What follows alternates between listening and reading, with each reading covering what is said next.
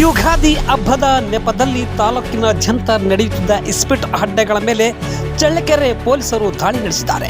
ಇಸ್ಪೀಟು ಆಟಕ್ಕೆ ಕಡಿವಾಣ ಹಾಕಲು ಪೊಲೀಸರು ಹಲವು ಕ್ರಮಗಳನ್ನು ಕೈಗೊಂಡಿದ್ದರೂ ಸಹ ತಾಲೂಕಿನ ವಿವಿಧ ಕಡೆ ಗುಂಪು ಕಟ್ಟಿಕೊಂಡು ಅಕ್ರಮವಾಗಿ ಇಸ್ಪೀಟು ಆಡಲಾಗುತ್ತಿತ್ತು.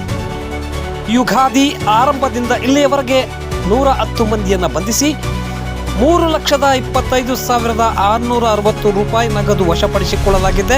ಈ ಸಂಬಂಧ 29 ಪ್ರಕರಣಗಳನ್ನು ದಾಖಲಿಸಿಕೊಂಡು ತನಿಖೆ ಮುಂದುವರಿಸಲಾಗಿದೆ. ತಾಲೂಕಿನ ವಿವಿಧ ಸಾರ್ವಜನಿಕ ಸ್ಥಳಗಳಲ್ಲಿ ಗುಂಪು ಕಟ್ಟಿಕೊಂಡು ಇಸ್ಪೀಟು ಆಡಲಾಗುತ್ತಿದೆ ಎಂಬ ಖಚಿತ ಮಾಹಿತಿ ಮೇರೆಗೆ ಈ ದಾಳಿಗಳನ್ನು ನಡೆಸಲಾಯಿತು.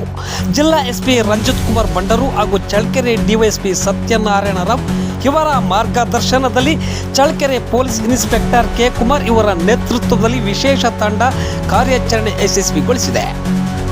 ಈ ದಾಳಿಯ ವೇಳೆ ಪೊಲೀಸ್ ಇನ್ಸ್ಪೆಕ್ಟರ್ ಕೆ ಕುಮಾರ್, ಪಿಎಸ್ಐಗಳಾದ ವೀರೇಶ್, ಧರಪ್ಪ ಬಾಳಪ್ಪ ದೊಡ್ಮನಿ ಹಾಗೂ ಪೊಲೀಸು ಸಿಬ್ಬಂದಿಗಳಾದ ಶಂಕರಣ್ಣ, ವಸಂತ್ ಕುಮಾರ್, ಅಶೋಕ್ ರೆಡ್ಡಿ, ಮಂಜುನಾಥ್, ಶ್ರೀಧರ್, ಪರಶುರಾಮ್, ತಿಲಕರಾಜ್, ರಮೇಶ್ ಬಾರ್ಕಿ, ಲೋಕೇಶ್ ಕುಮಾರ್, ತಿರುಕಪ್ಪ ತಳವರ್, ಬಸವರಾಜ್, ವೀರೇಶ್, ವೆಂಕಟೇಶ್, ಗಂಗಾಧರ್, ನಂದೀಶ್, ನವೀನ್, ಸುನಿಲ್ ಸೇರಿದಂತೆ ಇತರೆ ಸಿಬ್ಬಂದಿಗಳು ಇದ್ದರು.